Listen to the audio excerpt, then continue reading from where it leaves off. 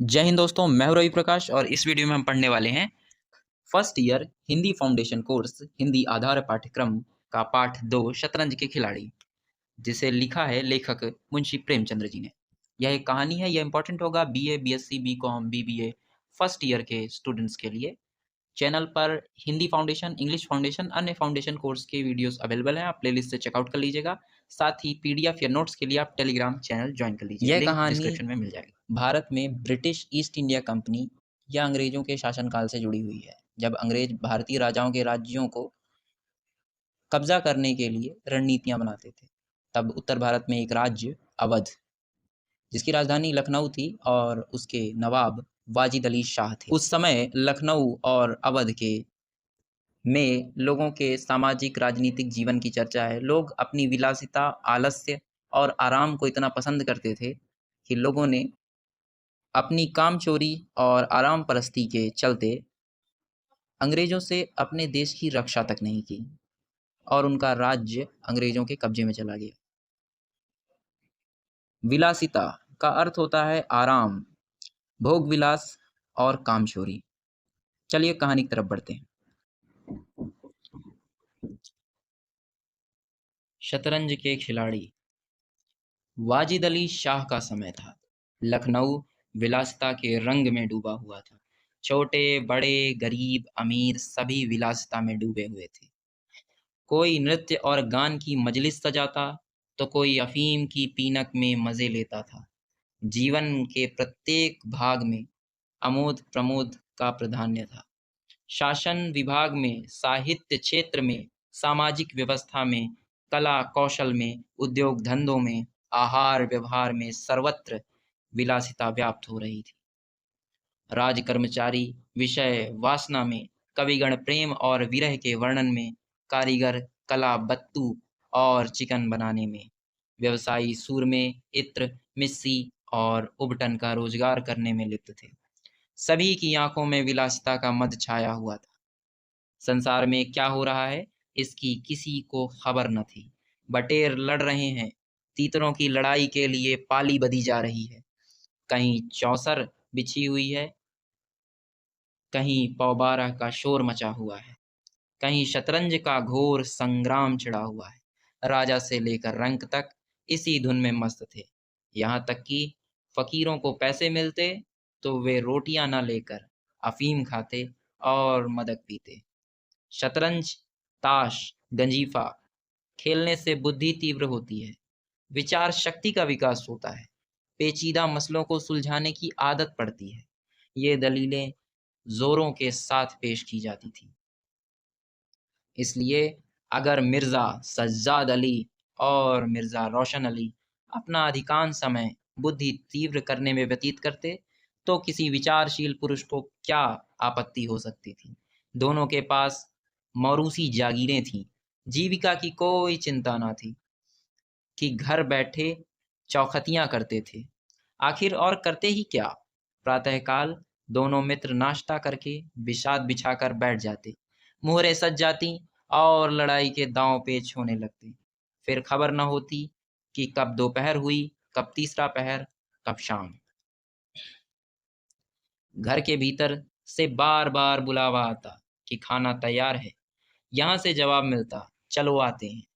दख्तर ख्वाह बिछाओ। यहाँ तक कि बावर्ची विवश हो कमरे में ही खाना रख जाता और दोनों मित्र दोनों काम साथ साथ करते। मिर्ज़ा सज्जाद अली के घर में कोई बड़ा बूढ़ा ना था, इसीलिए उन्हीं के दीवान खाने में बाजियां होती। मगर यह बात न थी कि मिर्ज़ा के घर के और लोग उनसे इस व्यवहार से खुश हों। घर वालों का तो कहना ही क्या, मोहल्ले वाले, घर के नौकर चाकर तक नित्य द्वेषपूर्ण टिप्पणियां किया करते थे। बड़ा मनहूस खेल है, घर को तबाह कर देता है। खुदा ना करे किसी को इसकी चाट पड़े। आदमी दीन दुनिया के किसी काम का नहीं रहता, न घर का न घाट का। बुरा रोग है। यहाँ तक कि मिर्जा की बेगम साहबा को इससे इतना द्वेष था कि अक्सर खोज खोज कर पति को लताड़ती थी, पर उन्हें इसका अवसर मुश्किल से मिलता था। वह सोती रहती तब तक बाजी बिछ जाती थी और रात को जब सो जाती तब कहीं मिर्जा जी घर में आते थे। हाँ, नौकरों पर वह अपना गुस्सा उतारती रहती थी। क्या पान मांगे हैं?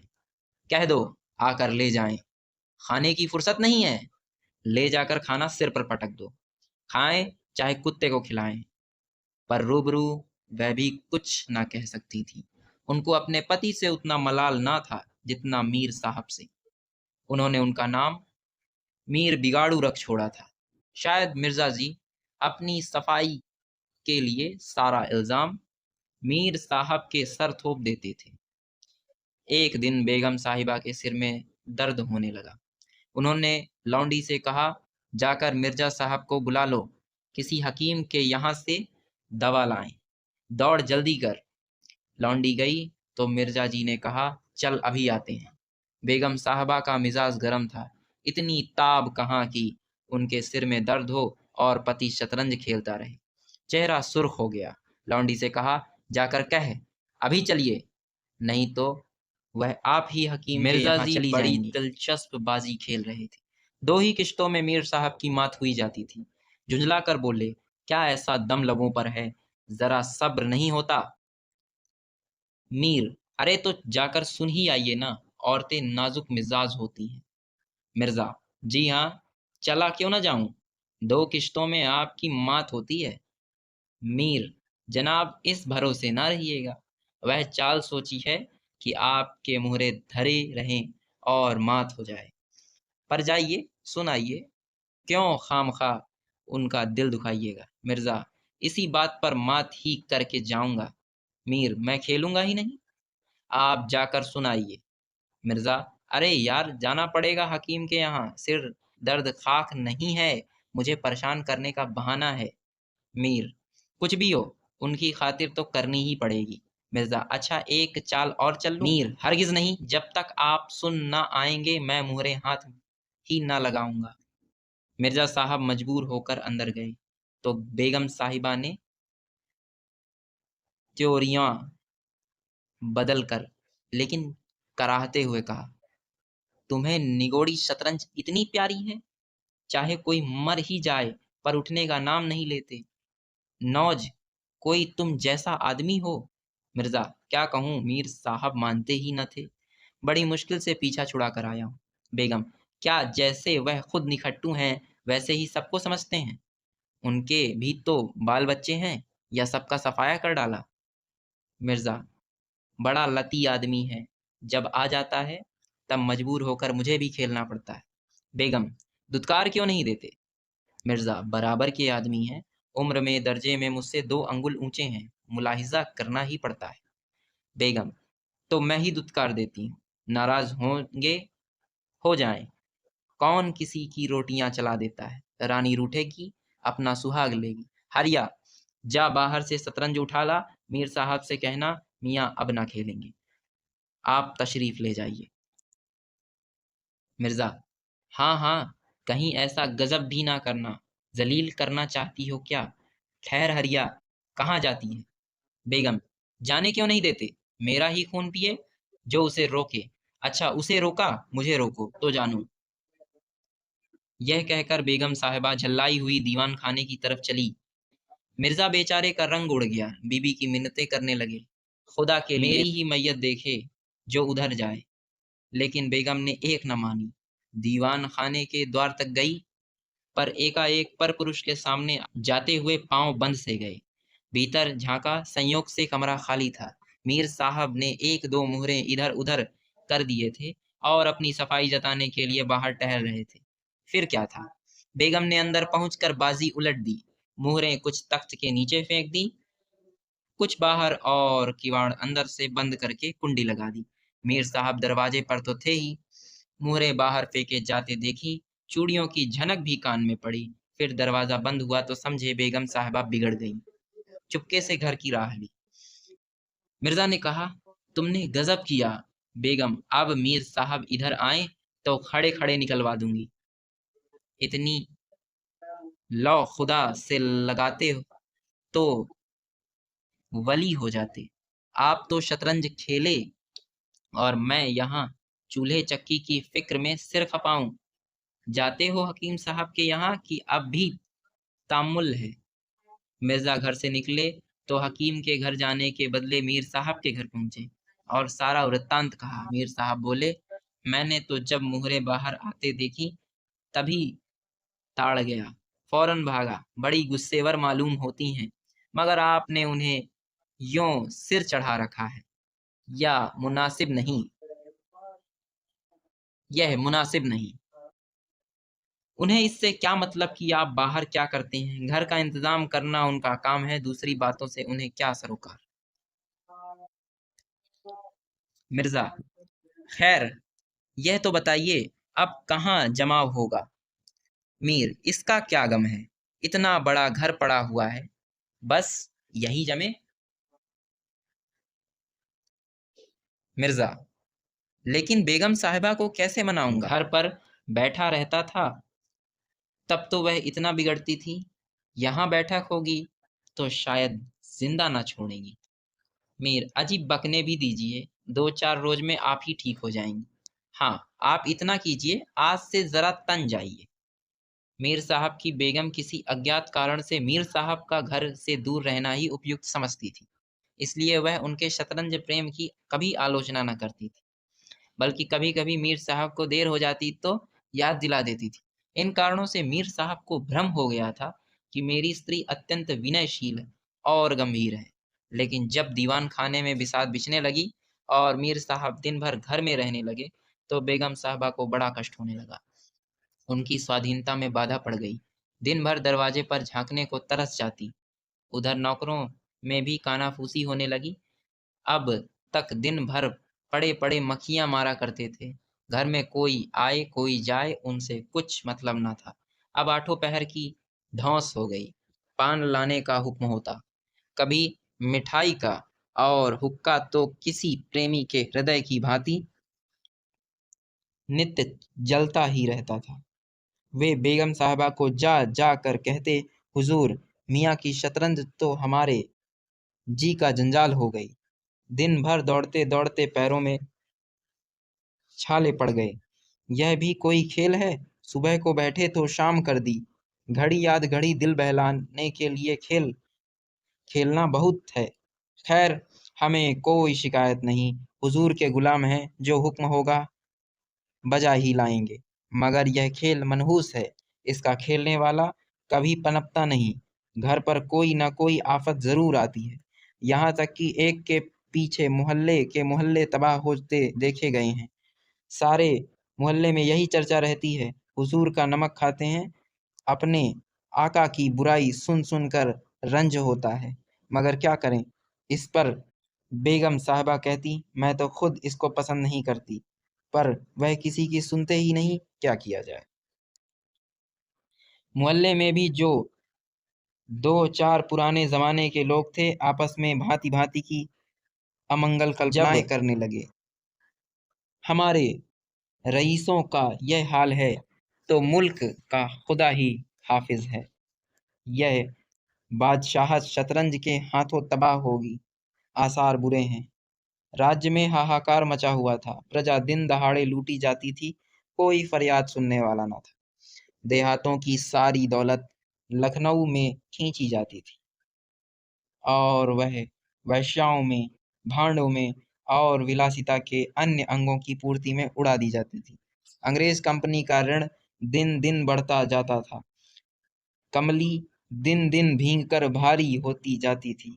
देश में सुव्यवस्था न होने के कारण वार्षिक कर भी वसूल न होता था। रेजिडेंट बार बार चेतावनी देता था, पर यहाँ तो लोग विलासिता के नशे में चूर थे, किसी के कानों पर जू न रेंगती थी। खैर, मीर साहब के दीवान खाने में शतरंज होते कई महीने गुजर गए। नए नए नक्शे हल किए जाते, नए नए किले बनाए जाते, नित्य नई व्यूह रचना होती। कभी कभी खेलते खेलते झौड़ हो जाती, तू तू मैं तक की नौबत आ जाती, पर शीघ्र ही दोनों मित्रों में मेल हो जाता।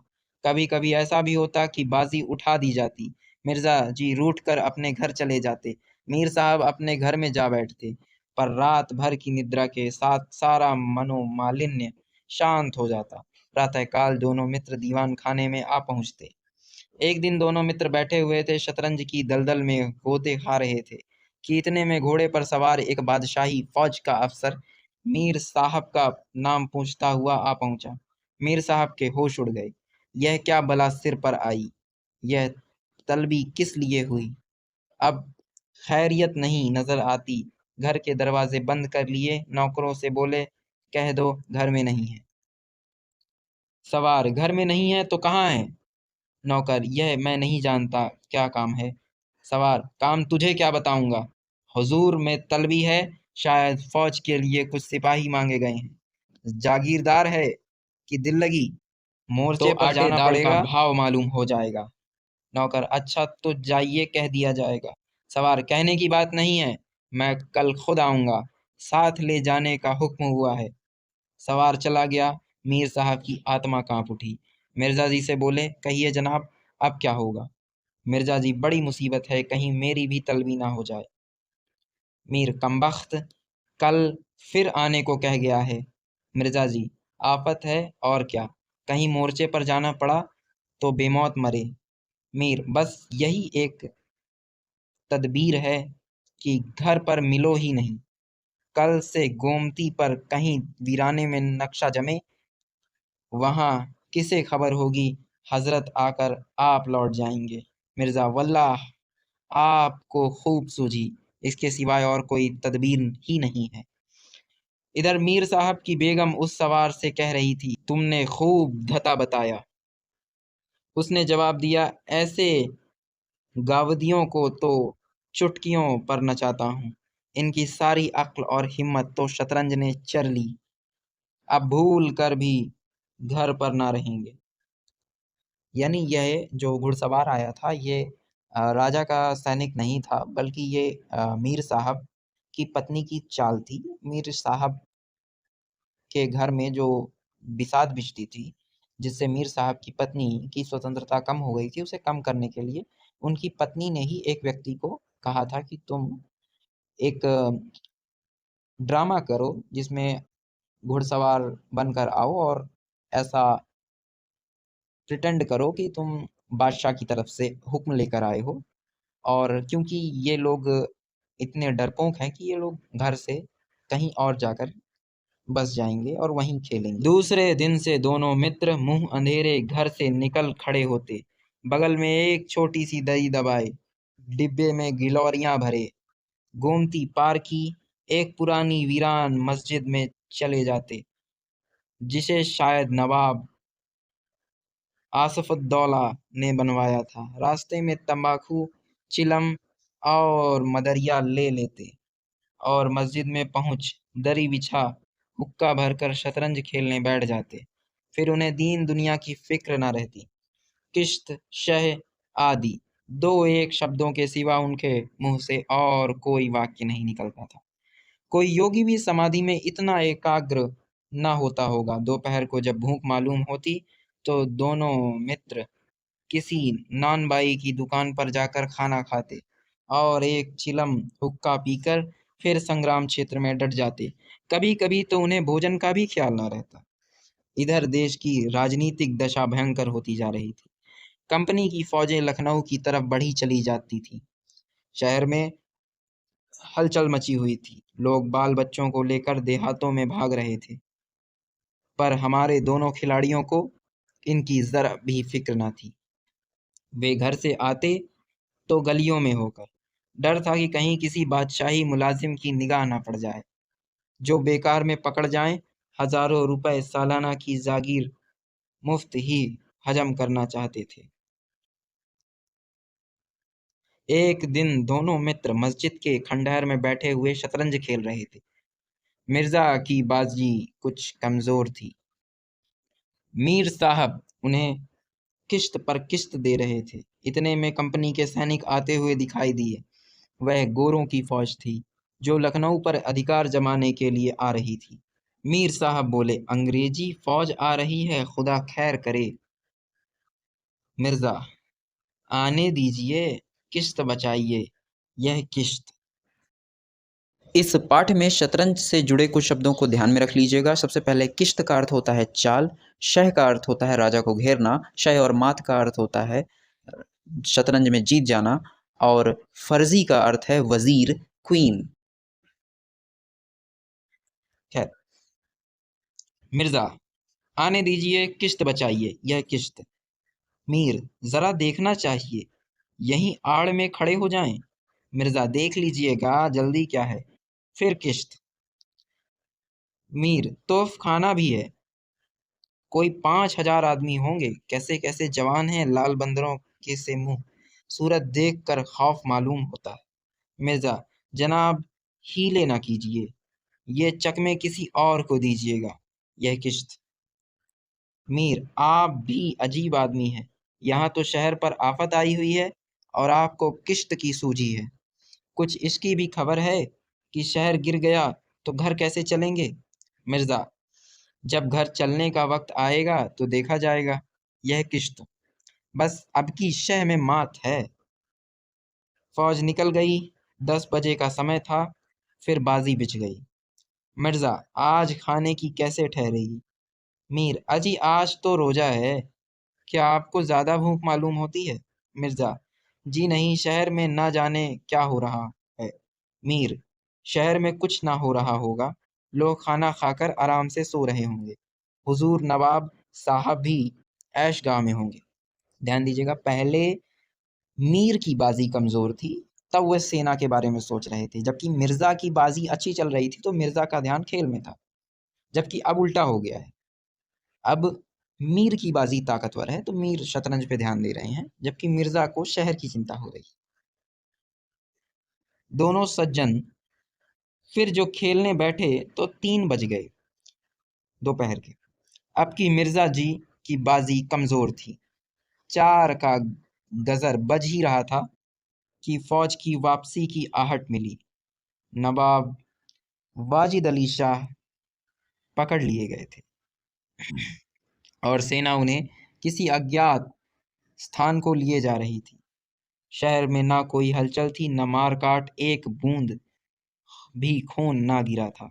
आज तक किसी स्वाधीन देश के राजा की पराजय इतनी शांति से, इस तरह खून बहे बिना ना हुई होगी। यह वह अहिंसा नहीं थी जिस पर देवगण प्रसन्न होते हैं। यह वह कायरपन था जिस पर बड़े बड़े कायर भी आंसू बहाते हैं।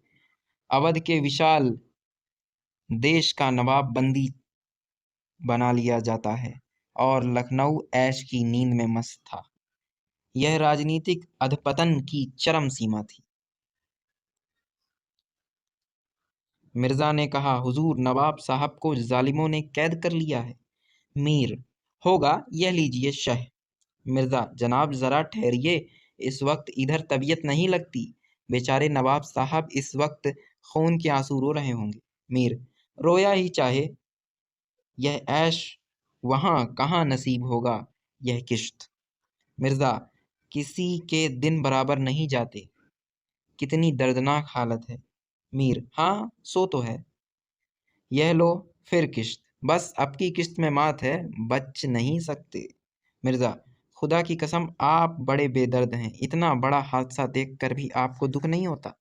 हाय गरीब वाजिद अली शाह। मीर, पहले अपने बादशाह को तो बचाइए, फिर नवाब साहब का मातम कीजिएगा, यह किश्त और यह मात।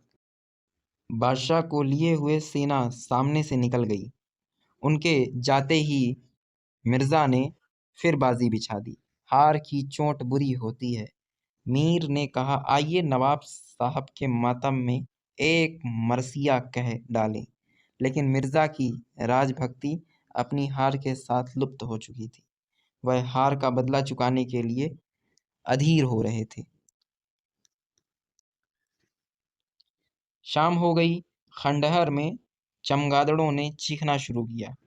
अबाबीलें आ आकर अपने घोंसलों में चिमड़ी और दोनों खिलाड़ी डटे हुए थे, मानो दो खून के प्यासे सूरमा आपस में लड़ रहे हों। मिर्जा जी 3 बाजियां लगातार हार चुके थे। इस चौथी बाजी का भी रंग अच्छा न था।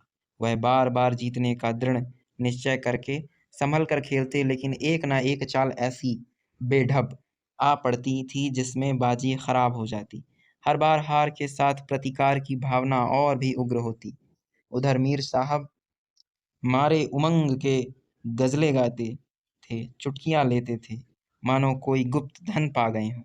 मिर्जा जी सुन सुन कर झुंझला जाते और हार की झेप को मिटाने के लिए उनकी दाद देते, पर ज्यों-ज्यों बाजी कमज़ोर पड़ती, धैर्य हाथ से निकला जाता था।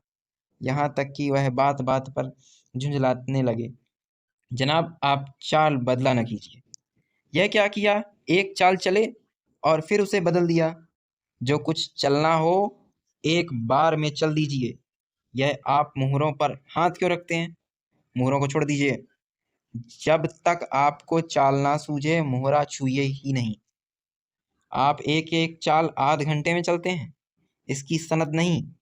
जिसे एक चाल चलने में 5 मिनट से ज़्यादा लगे, उसकी मात समझी जाए। फिर आपने चाल बदली, चुपके से मोहरा वहीं रख दी।" मीर साहब का फर्जी पिटता था, बोले, "मैंने चाल चली ही कब थी? मिर्ज़ा, आप चाल चल चुके हैं, मोहरा वहीं रख दीजिए, उसी घर में।" मीर, "उस घर में क्यों रखूं? मैंने हाथ से मोहरा छोड़ा ही कब था?" मिर्ज़ा, "मोहरा आप कयामत तक ना छोड़ें तो क्या चाल ही ना होगी?"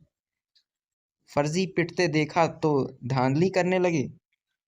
मीर, "धांधली आप करते हैं, हार जीत तकदीर से होती है, धांधली करने से कोई नहीं जीतता।"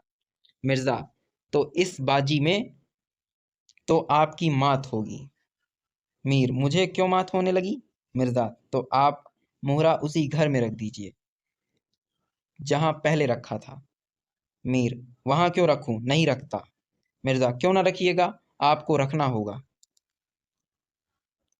तकरार बढ़ने लगी। दोनों अपनी अपनी टेक पर अड़े थे। ना यह दबता था, ना वह। अप्रासंगिक बातें होने लगीं। मिर्ज़ा बोले, "किसी ने खानदान में शतरंज खेली होती, तब तो इसके कायदे जानते। वे तो हमेशा घास छीला करते। आप शतरंज क्या खेलिएगा? रियासत और ही चीज़ है, जागीर मिल जाने से कोई रईस नहीं हो जाता।" मीर, "क्या? घास आपके अब्बा जान छीलते होंगे, यहाँ तो पीढ़ियों से शतरंज खेलते चले आ रहे हैं।" मिर्ज़ा, "अजी जाइए भी, गाज़ीउद्दीन हैदर के यहाँ बावर्ची का काम करते करते उम्र गुजर गई, आज रईस बनने चले हैं। रईस बनना कुछ दिल लगी नहीं है?" मीर, "क्यों? अपने बुजुर्गों के मुंह में खालिक लगाते हो, वे ही बावर्ची का काम करते होंगे। यहाँ तो हमेशा बादशाह के दस्तरख्वान पर खाना खाते चले आए हैं।" मिर्ज़ा, "अरे चल चरकटे, बहुत बढ़ कर बातें न कर।" मीर, "जबान संभालिए वरना बुरा होगा, मैं ऐसी बातें सुनने का आदी नहीं हूँ। यहाँ तो किसी ने आंखें दिखाई और उसकी आंखें निकाल ली है हौसला।" मिर्ज़ा, "आप मेरा हौसला देखना चाहते हैं? तो फिर आइए, आज दो दो हाथ हो जाए, इधर या उधर।" मीर, "तो यहाँ तुमसे दबने वाला कौन?" दोनों दोस्तों ने कमर से तलवारें निकाली। नवाबी जमाना था, सभी तलवार पेशकब्ज, कटार वगैरह बांधते थे। दोनों विलासी थे, पर कायर न थे। उनमें राजनीतिक भावों का अधपतन हो गया था। बादशाह के लिए, बादशाहत के लिए क्यों मरे, पर व्यक्तिगत वीरता का अभाव न था।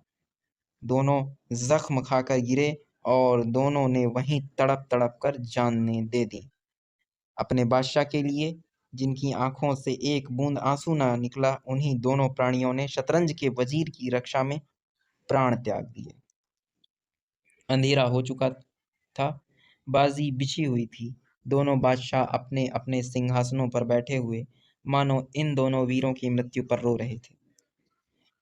चारों तरफ सन्नाटा छाया हुआ था। खंडहर की टूटी हुई मेहराबें, गिरी हुई दीवारें और धूल धूसरित मीनारें इन लाशों को देखती थीं। इस प्रकार से हमने इस कहानी को कंप्लीट कर लिया है। इस कहानी में दो मुख्य पात्र थे, मीर और मिर्ज़ा, जो जागीरदार थे लखनऊ या अवध राज्य के, और बादशाह वाजिद अली शाह के मुख्य दरबारी थे।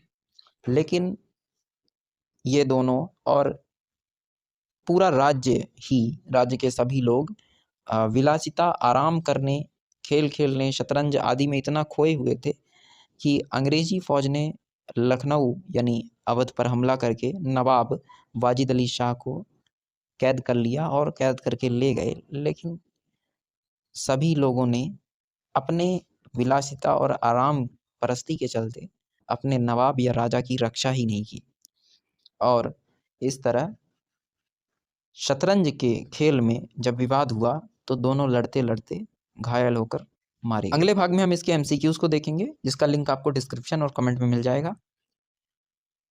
चैनल पर first year, second year, third year के सभी फाउंडेशन कोर्स के वीडियो अवेलेबल हैं, आप चेकआउट कर लीजिएगा प्लेलिस्ट से या डिस्क्रिप्शन में लिंक है उससे। Telegram channel study with Ravi Prakash को ज्वाइन करके आप नोट्स ले सकते हैं। साथ ही आप शॉर्ट सेक्शन में जाकर अपने ईयर के इम्पॉर्टेंट मॉडल एग्ज़ाम पेपर्स देख सकते हैं और उन्हें सॉल्व कर सकते हैं।